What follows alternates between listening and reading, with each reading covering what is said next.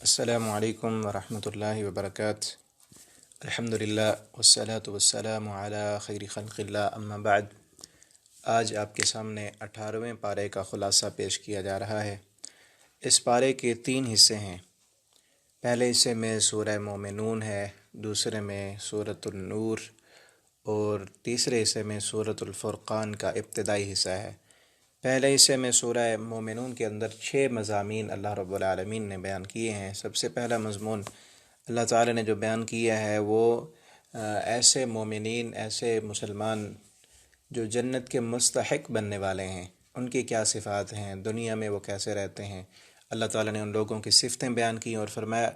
کہ اولئک ھم الوارثون، یہی لوگ جنت کے وارث ہیں۔ ان کی اللہ رب العالمین نے تقریباً 7 صفتیں بیان کی ہیں۔ میں قد افلح المؤمنون، تحقیق فلاح پا گئے مومنون، ایمان والے، الذین هم فی صلاتهم خاشعون، پہلی صفت ایمان ہے۔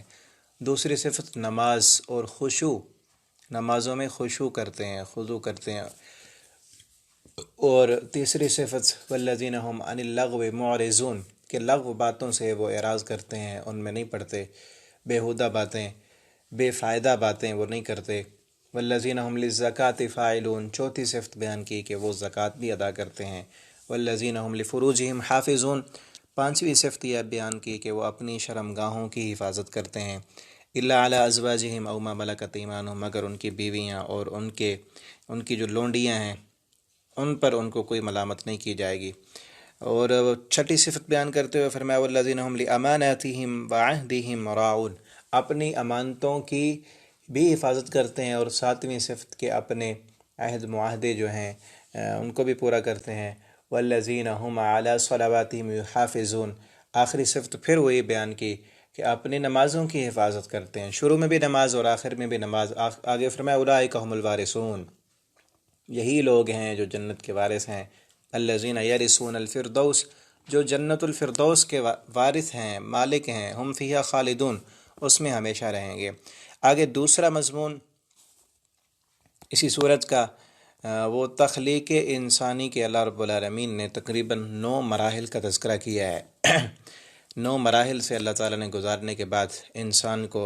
کتنی فرمایا کہ فتبارک اللہ احسن الخالقین، کتنی خوبصورت شکل دی۔ وَلَقَدْ خَلَقْنَا الْإِنسان، کہ ہم نے پیدا کیا انسان کو مٹی سے، پھر فرمایا ثم جعلناہ نطفۃ فی قرار مکین، اس کے بعد نطفے سے، پھر ثم خلقنا النطفۃ علقۃ فخلقنا العلقۃ مضغۃ فخلقنا المضغۃ عظاما فکسونا العظام لحما، کہ پہلے مٹی سے، پھر منی سے، پھر جمے ہوئے خون سے، پھر اس خون کا لوتھڑا بن جاتا ہے، پھر اس پر ہڈیاں چڑھتی ہیں، اور پھر ان ہڈیوں پر پھر گوشت کا لباس اللہ تعالیٰ پہنا دیتے ہیں، اور پھر فخلقنا العظام لحما فکسونا العظام لحما ثم انشأناه خلقا آخر۔ اللہ تعالیٰ فرماتے ہیں جو اس ترتیب کے ساتھ انسان کو بنا سکتا ہے، ثم انشأناه خلقا آخر، کیا وہ مرنے کے بعد دوبارہ انسان کو پیدا نہیں کر سکتا؟ فتبارک اللہ احسن الخالقین، پس بہت ہی بابرکت ذات ہے اور کتنا خوب وہ پیدا کرنے والا ہے۔ اس کے بعد اللہ رب العالمین نے اپنی توحید کے دلائل دیے ہیں، تخلیق انسانی کے مراحل بھی بیان کیے، اور ساتھ ساتھ ان لوگوں کو بتایا گیا ہے جو مرنے کے بعد دوبارہ اٹھنے پر یقین نہیں رکھتے تھے، تو اللہ رب العالمین نے یہ مرحلے بیان کیے کہ ان مراحل سے جس نے گزارا ہے، تو مٹی کو دیکھو، اس کو دیکھو، اور انسان کو دیکھو کیسے بن سکتا ہے، پھر پانی کا وہ قطرہ، وہ نطفہ، اس سے کیا انسان بن سکتا ہے؟ تمہاری عقل یہ تمہیں اس بات پر ابھارتی ہے، کیا تمہاری عقل میں یہ بات آتی ہے کہ پانی کے ایک قطرے سے انسان کیسے بن جاتا ہے؟ کہ جو رب اس پانی کے قطرے سے انسان کو بنا سکتا ہے، تو یہ تمہاری ہڈیاں مر کر جب مٹی بن جائیں گی تو مٹی سے دوبارہ بھی وہ رب پیدا کر سکتا ہے، یہ بات تمہاری عقل میں کیوں نہیں آتی؟ تو آگے پھر دلائل دیے توحید کے، یہ بھی توحید کے دلائل ہیں کہ اللہ رب العالمین انسان کو کس طرح پیدا کیا۔ اپنی تخلیق کو دیکھو اور اللہ کی توحید کو مان لو، اگر اس طرح نہیں مانتے تو پھر دوسری چیز کو دیکھو۔ فرمایا کہ وَلَقَدْ خَلَقْنَا فَوْقَكُمْ سَبْعَ طَرَائِقَ، کہ تمہارے اوپر اللہ رب العالمین نے 7 آسمان تہ بتہ بنائے ہیں۔ وَكُنَّا عَنِ الْخَلْقِ غَافِلِينَ، اور اس کی تخلیق سے اللہ تعالیٰ غافل نہیں ہے، اور اور دلیل دی وانزلنا من السماء ماء، پھر آسمان سے ہم نے پانی کو برسایا بقدر، ایک اندازے کے مطابق کہ کس زمین کو کس علاقے میں کہاں پر کتنے پانی کی ضرورت ہے اتنا ہی پانی اللہ تعالیٰ فرماتے ہیں ہم اتارتے ہیں۔ فاسکناہ فی الارض، پھر اس زمین کو ہم سیراب کرتے ہیں، اور پھر فانشأنا لکم بہ جنات من نخیل، پھر اس زمین سے تمہارے لیے باغات انگوروں کے اور کھجوروں کے اور بہت سارے فیہا فواکہ کثیرہ، بہت سارے میوے تمہارے لیے اگاتے ہیں جس سے تم کھاتے ہو، اور ایسا درخت وشجرۃ تخرج من طور سیناء تنبت بالدہن وصبغ للآکلین، وہ زیتون کا درخت جس سے تیل نکلتا ہے اور کھانے والوں کے لیے بہت ہی وہ مفید ہے۔ وَإِنَّ لَكُمْ فِي الْأَنْعَامِ لَعِبْرَةً، اور اگلی دلیل دی توحید کی کہ بے شک جانوروں کے اندر تمہارے لیے بہت بڑی عبرت ہے اگر تمہارے اندر عقل ہے، کہ نسقیکم مما فی بطونہا، کہ ہم ان کے پیٹوں سے تمہیں دودھ پلاتے ہیں۔ کہ وہ دودھ کیسے بن جاتا ہے اس کے پیٹ سے؟ وہ گھاس کھاتا ہے، جانور گھاس کھاتا ہے اور پانی پیتا ہے تو اس گھاس اور پانی سے پیچھے 14ویں بارے میں اللہ تعالیٰ فرماتے ہیں من بین فرث ودم لبنا خالصا، کہ اس گھاس سے اور اس پانی سے اس کا گوبر بنتا ہے اور اس کا پیشاب بنتا ہے اور خون بنتا ہے، اس خون اور گوبر کے درمیان سے لبنا خالصا، خالص دودھ ہم تم کو پلاتے ہیں۔ اس دودھ میں کبھی خون کی ملاوٹ بھی نہیں ہوتی اور کبھی پیشاب کی اور گوبر کی ملاوٹ بھی نہیں ہوتی۔ کون ہے وہ رب جس نے یہ ساری مشینیں اور اندر سارا نظام ایک جانور کے اندر فٹ کیا ہے۔ وَإِنَّ لَكُمْ فِي الْأَنْعَامِ لَعِبْرَةً، اگر غور و فکر کرو تو اس کے اندر تمہارے لیے بہت بڑی نشانیاں ہیں۔ اور یہ ساری چیزیں بتا کر یہی اس بات کی دعوت دی ہے کہ جو رب اس پوری کائنات کو چلانے والا ہے وہی تمہارا پروردگار ہے، وہی تمہارا معبود ہے، اس کے سامنے جھک جاؤ، اور ایک دن اسی کے سامنے جا کر تم نے جو ہے نا اپنے ساری زندگی کا حساب دینا ہے۔ اس کے بعد اگلا تیسرا مضمون جو اس صورت کا ہے وہ اللہ رب العالمین نے 3 انبیاء کرام کے واقعات کو بیان کیا ہے۔ سب سے پہلے نمبر پر حضرت نوح علیہ السلام کا واقعہ بیان کیا اور ان کی کشتی کا، جو انہوں نے کشتی بنائی، اور اللہ تعالیٰ نے فرمایا اصنع الفلک بأعیننا ووحینا، ہمارے حکم اور ہماری آنکھوں کے سامنے آپ کشتی بناؤ۔ پھر وہ تنور پھٹا، وفارت تنور، اس میں سے پانی نکلا، آسمان سے بھی پانی برسا، تو جو نافرمان لوگ تھے حضرت نوح علیہ السلام کی نافرمانی کی بات نہیں مانی، وہ سارے غرق ہو گئے تھے اس پانی میں۔ اور اللہ تعالیٰ نے یہاں ایک دعا بھی سکھائی تھی کہ جب طوفان تھم گیا تھا اور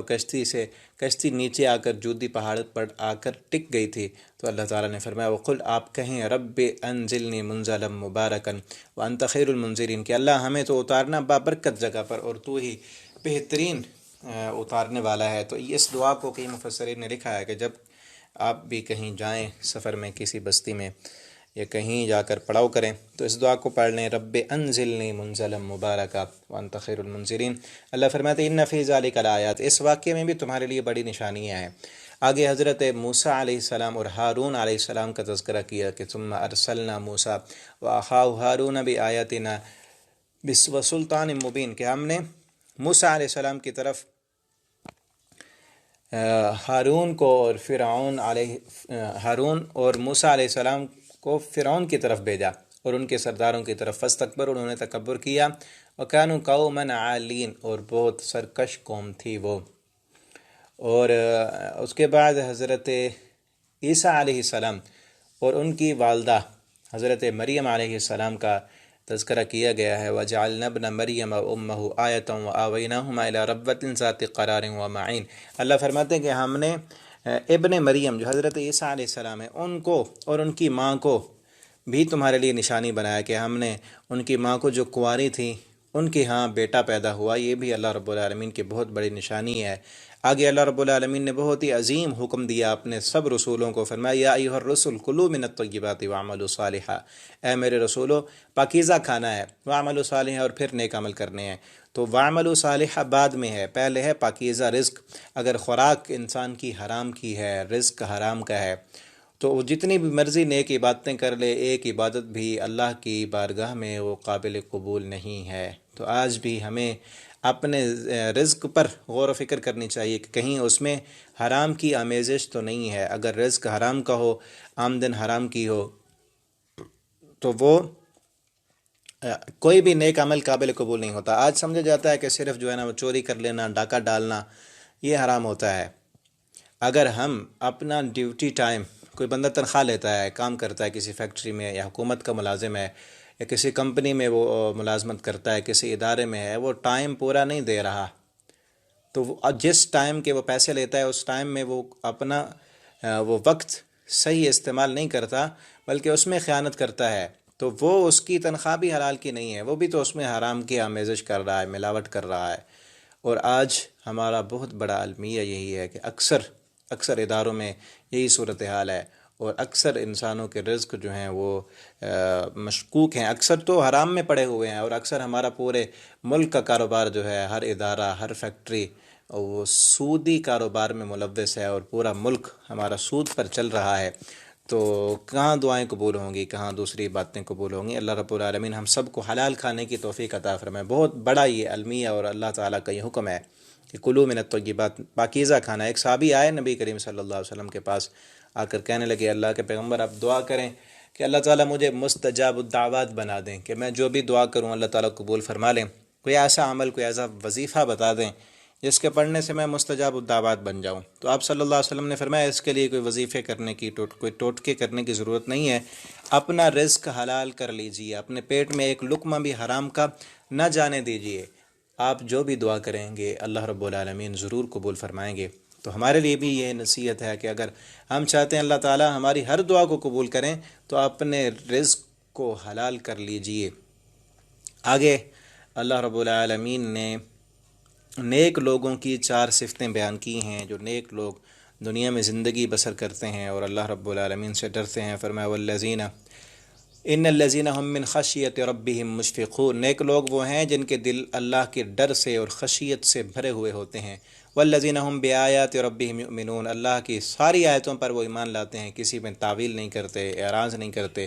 والذین هم بربهم لا یشرکون، کہ اللہ کے نیک بندے تو وہ ہیں اللہ کے ساتھ شرک نہیں کرتے۔ والذین یؤتون ما آتوا وقلوبهم وجلۃ انہم الی ربهم راجعون، کہ وہ نیکیاں بھی کرتے ہیں، نمازیں بھی پڑھتے ہیں، صدقات و خیرات بھی کرتے ہیں، پھر بھی ڈرتے رہتے ہیں، کیونکہ وہ یہ سمجھتے ہیں کہ ہم نے اپنے رب کی طرف لوٹ کر جانا ہے۔ نمازیں پڑھنے کے بعد، تہجد پڑھنے کے بعد، دعائیں کرنے کے بعد، حج عمرے کرنے کے بعد ان کے دل اللہ سے اس لیے ڈر رہے ہوتے ہیں کہ کہیں ہم سے کوئی ایسا گناہ نہ ہو جائے کہ جس گناہ کی وجہ سے ہم نے نیکیاں تو کر لی، نمازیں پڑھ لیں، روزے رکھ لیے، حج عمرے کر لیے، اگر ہم سے کوئی گناہ ہو گیا تو اللہ رب العالمین نے اگر ہماری یہ باتیں قبول نہ کیں تو پھر ہم کہاں جائیں گے؟ امی عائشہ رضی اللہ تعالیٰ عنہ نے پوچھا تھا نا یہی آیت پڑھ کر کہ اللہ کے پیغمبر کیا یہ لوگ کوئی زانی ہیں، کوئی شرابی ہیں کہ جو اللہ سے ڈرتے رہتے ہیں نمازیں پڑھ کر؟ آپ صلی اللہ علیہ وسلم نے فرمایا تھا کہ عائشہ یہ وہ نہیں ہے، یہ بلکہ ہم یصومون و یصلون، یہ وہ ہیں جو نمازیں پڑھتے ہیں، روزے رکھتے ہیں، اللہ سے اس لیے ڈرتے ہیں کہ کہیں اللہ نے ہماری نمازوں کو قبول نہ کیا تو ہمارا کیا بنے گا۔ آگے اللہ رب العالمین نے قیامت کا تذکرہ کرتے ہوئے فرمایا کہ جب قیامت آئے گی فَإِذَا نُفِخَ فِي الصُّورِ فَلَا أَنْصَابَ بَيْنَهُمْ يَوْمَئِذٍ وَلَا يَتَسَاءَلُونَ، جب سور میں پھونکا جائے گا اس دن پھر کسی سے اس کے حسب و نسب کے بارے میں نہیں پوچھا جائے گا کہ فلاں کس خاندان سے ہے، کون اس کا کیا لگتا ہے، بلکہ فَمَنْ ثَقُلَتْ مَوَازِينُهُ فَأُولَٰئِكَ هُمُ الْمُفْلِحُونَ، اس دن نیکیاں دیکھی جائیں گی، جس کے نامہ اعمال بھاری ہو گیا وہ کامیاب ہے، اور جس کی نیکیاں کم ہو گئیں وہ ناکام ہے۔ یہ دنیا کے اندر ہے، قوم اور قبیلے اور خاندان، حسب و نسب دنیا میں چلتا ہے، آخرت کے دن اس کے بارے میں کوئی پوچھ نہیں ہوگی۔ اور پھر ایک بہت بڑی بات اللہ تعالیٰ نے کی ہے کہ جب اس دن ناکام لوگوں کو جہنم میں ڈال دیا جائے گا، پھر وہاں پر وہ جہنم میں اپنے رب کو پکاریں گے، ربنا اخرجنا منها فإن عدنا فإنا ظالمون، کہیں گے کہ اے اللہ اب ہمیں نکال لے، اگر ہم نے دوبارہ یہ کام کیا نا تو پھر ہم ظالم ہوں گے۔ اللہ تعالیٰ فرمائیں گے قال اخسؤوا فيها ولا تكلمون، حدیث میں آتا ہے کئی سالوں تک، کئی عرصے تک وہ جہنمی پکارتے رہیں گے، اللہ کو بلاتے رہیں گے، اللہ تعالیٰ جواب نہیں دیں گے۔ دنیا میں آج ہے کہ آج دنیا میں جب رات کا آخری حصہ ہوتا ہے، نبی کریم صلی اللہ علیہ وسلم نے فرمایا، صحیح البخاری کے اندر حدیث ہے کہ اللہ تعالیٰ آسمان دنیا پر آتے ہیں اور آ کر خود آواز لگاتے ہیں، هل من مستغفر هل من سائل فأعطي له سؤلا هل من مستشفع فاشفع له هل من مسترزق فارزق له، کوئی ہے رزق مانگنے والا، کوئی ہے مغفرت مانگنے والا، کوئی ہے مجھ سے مانگنے والا، میں اس کے دامن کو بھر دوں۔ اللہ تعالیٰ خود بلاتے ہیں آج، لیکن جو نہیں اٹھتا، جو نہیں پکارتا اللہ کو، اللہ کی طرف نہیں آتا، دن میں 5 مرتبہ اللہ کا بلاوا آتا ہے، وہ مسجد نہیں جاتا، دنیا کے اندر مست ہو کر زندگی بسر کرتا ہے، قیامت کے دن اللہ رب العالمین اس نافرمان کو جب جہنم میں ڈالیں گے، پھر ربنا کہے گا، اور بہت کہیں گے، سارے جانمی کہیں گے، پکارتے رہیں گے، اللہ کی طرف سے کئی سالوں تک جواب نہیں آئے گا۔ جب اللہ تعالیٰ جواب دیں گے تو کہیں گے کا لخسعو، اور اخسعو کا جو لفظ ہے یہ عربی میں نا کتے کو دھتکارنے پر بولا جاتا ہے۔ جیسے ہم کتا بھونک رہا اور ہم کہیں یہ کیوں بھونک رہا ہے، اس کو بھگا دو، اس کو جو ہے نا دفع کر دو، دور کر دو۔ اللہ تعالیٰ بھی فرشتوں سے کہیں گے کہ یہ کون لوگ ہیں جو بھونک رہے ہیں، ان کو اخسعو، دھتکار دو، ان کو دور کر دو۔ ولا تکلمون، میں ان سے بات نہیں کرنا چاہتا۔ اس قدر اللہ رب العالمین غصے میں ہوں گے۔ تو آج ہی ہمیں وقت ہے کہ ہم اللہ کی طرف پلٹ آئیں اور اللہ کی طرف رجوع کریں، اپنے گناہوں کی معافیاں مانگیں، اور اللہ تعالیٰ اس وقت کہیں گے انہ کان فریق من عبادی یقولون، کہ میرا ایک بندہ ان کو دنیا میں کہتا تھا کہ ایمان لاؤ، فاغفر لنا ورحمنا، اور کہو کہ اللہ ہمیں معاف کر دے، ہم پر رحم فرما۔ فاتخذتموہم سخریہ، دنیا میں انہوں نے اس میرے بندے کا مذاق اڑایا تھا اور کہا تھا یہ تو پرانے زمانے کی باتیں ہیں، اس کو کیا پتہ دنیا میں کیسے رہنا ہے، انہوں نے مذاق کیا تھا۔ اب انی جزیتہم الیوم بما صبروا، انہوں نے صبر کیا تھا، ہم نے ان کو جنت دی، انہوں نے نافرمانی کی، تو اب یہ یہاں جہنم میں رہیں گے۔ اور اللہ تعالیٰ فرماتے ہیں تلفح وجوہہم النار وہم فیہا کالحون، اور جہنم کی آگ، اس کے شعلے ان کے چہروں کو آ کر لگیں گے، وہم فیہا کالحون، وہ ایسے ہو جائیں گے جیسے توے کے اوپر جب گھر میں ہم روٹی پکاتے ہیں، ہماری خواتین روٹی پکاتی ہیں اور توے کا نچلا حصہ جس کو بار بار آگ چھوتی ہے اور اس کا جو رنگ ہو جاتا ہے، کالحون کا معنی یہی ہے کہ جس طرح وہ نیچے توے کا حصہ جو ہے وہ آگ لگ لگ کر بد صورت ہو جاتا ہے، اسی طرح ان کے چہرے ہو جائیں گے۔ اللہ تعالی ہم سب کو جہنم سے محفوظ فرمائے اور جنت الفردوس عطا فرماتے ہیں۔ اور اس صورت میں اللہ تعالی نے ایک اور بات بھی بیان کی ہے کہ یہ جو نافرمان لوگ نہیں مانتے، ان کے انکار کرنے کی اصل وجہ کیا ہے۔ اصل وجہ اللہ تعالیٰ نے بتائی ہے کہ یہ لوگ انکار اس لیے نہیں کرتے، اس لیے نہیں جھٹلاتے آپ کو کہ آپ کوئی نئی بات لے کر آئے ہیں ان پر، آپ وہی بات کر رہے ہیں جو آپ سے پہلے رسولوں نے کی ہے، اور اس لیے بھی آپ کو نہیں جھٹلاتے کہ کیا آپ کے اخلاق ٹھیک نہیں ہے، یا یہ آپ کو نہیں مانتے، نہیں جانتے، نہیں پہچانتے، اور کیا یہ سچ مچ آپ کو مجنون اور دیوانہ بھی نہیں سمجھتے۔ ان کو سب پتہ ہے، ان کو یہ بھی پتہ ہے کہ یہ قرآن واقعتاً سچی کتاب ہے، پہلے دور میں بھی پہلے انبیاء پر یہی کتاب آئی تھی، اور آپ بھی با اخلاق ہیں، با کردار ہیں، ان سب کو پتہ ہے، ساری چیزیں ہیں، لیکن نہ ماننے کی اصل وجہ یہ ہے کہ ان کے دل جو ہے نا وہ دھوکے میں آئے ہوئے ہیں، دنیا کی محبت میں آئے ہوئے ہیں، اور بل قلوبہم فی غمرۃ من ھذا، اللہ فرماتے ہیں کہ ان کے دل دھوکے میں ہیں۔ اگر یہ آپ کی بات مان لیں تو پھر ان کو اپنی من مانی چھوڑنی پڑتی ہے، اپنی من مانی چھوڑنا نہیں چاہتے تو اس لیے آپ کی بات نہیں مانتے۔ آج بھی یہی صورتحال ہے، جو انسان انکار کرتا ہے قرآن کا، نماز کا، احادیث کا، دین کا، اس کے پیچھے بھی دراصل یہی بات ہوتی ہے کہ وہ اپنے دل کی مرضی نہیں چھوڑنا چاہتا، کہ اگر وہ یہ مان لے تو پھر اسے سودی کاروبار چھوڑنے پڑتے ہیں، اسے اپنی عیاشیاں چھوڑنی پڑتی ہیں، تو اس لیے وہ کہتا ہے کہ یہ چیز ہے ہی نہیں۔ آگے سورۃ النور، اس پارے کا جو دوسرا حصہ ہے، اس سورت میں دو مضامین ہیں، دو مضامین۔ پہلا مضمون تو اللہ تعالیٰ نے اس صورت میں اہم ترین احکامات، تقریباً 16-17 احکامات اللہ تعالیٰ نے اس صورت میں بیان کیے ہیں۔ پہلا حکم الزانی، سورۃ النور ہے، تو اس میں اس کے پڑھنے سے نور آتا ہے۔ سورت کا نام جب نور ہے تو اس کو پڑھیں گے تو نور آئے گا، اس کو پڑھیں، اپنے گھروں میں پڑھیں اور اپنے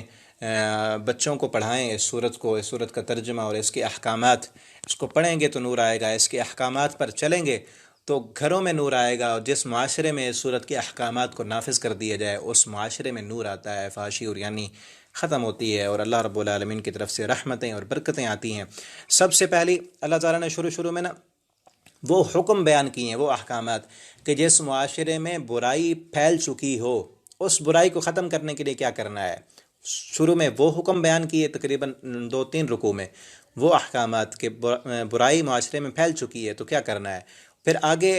وہ احکامات بیان کیے ہیں کہ اگر ان پر چلا جائے تو معاشرے میں برائی پھیلتی ہی نہیں ہے۔ سب سے پہلا حکم دیا الزانیۃ والزانی فجلدوا کل واحد، زنا کرنے والی عورت ہو، زنا کرنے والا مرد ہو، دونوں کو کوڑے لگاؤ، اور احادیث میں موجود ہے کہ یہ غیر شادی شدہ کے لیے، اگر شادی شدہ زنا کریں گے تو ان کو رجم کر دینا ہے۔ اور پھر اگلا حکم بیان کیا الزانی لا ينکح الا زانیہ، زانیہ عورت سے صرف زانی مرد ہی نکاح کر سکتا ہے، یا مشرک، چونکہ مشرک کا اور زانی کا ایک ہی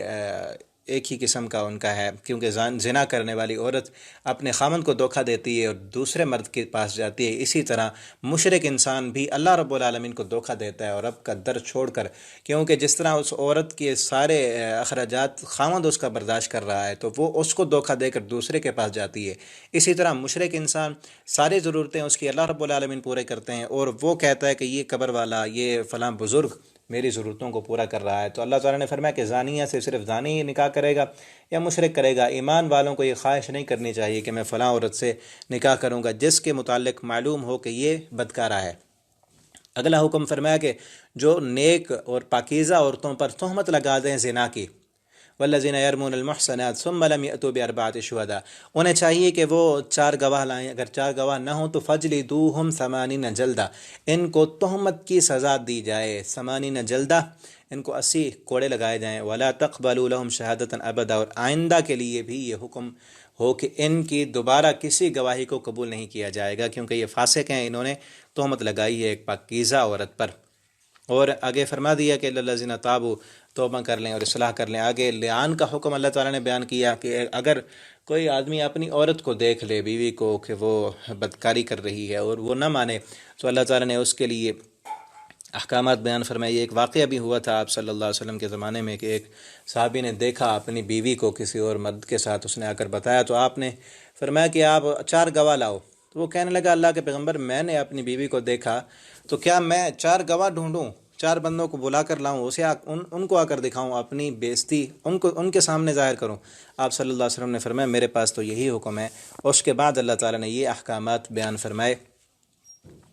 ان کے بعد ایک رکوع تقریباً 10 آیتیں حضرت عائشہ رضی اللہ تعالیٰ عنہ پر جو تہمت لگی تھی، اللہ تعالیٰ نے ان کی پاکیزگی کو بیان فرمایا، اور واقعہ افک کے نام سے احادیث میں کتابوں میں بڑا تفصیلی واقعہ موجود ہے، مفسرین نے بھی لکھا ہے۔ اور آگے اس کے بعد اللہ تعالیٰ نے وہ احکامات بیان فرمائے ہیں کہ جن پر چلنے سے معاشرے میں برائی آتی ہی نہیں، برائی پھیلتی ہی نہیں، کہ فرمایا کہ یا ایھا الذین آمنوا لا تدخلوا بیوتا غیر بیوتکم حتی تستأنسوا، کسی دوسرے کے گھر میں جانا ہے تو اجازت لے کر جائیں، ایسے نہیں جانا، بغیر اجازت کے نہیں جانا کسی کے گھر میں بھی۔ اور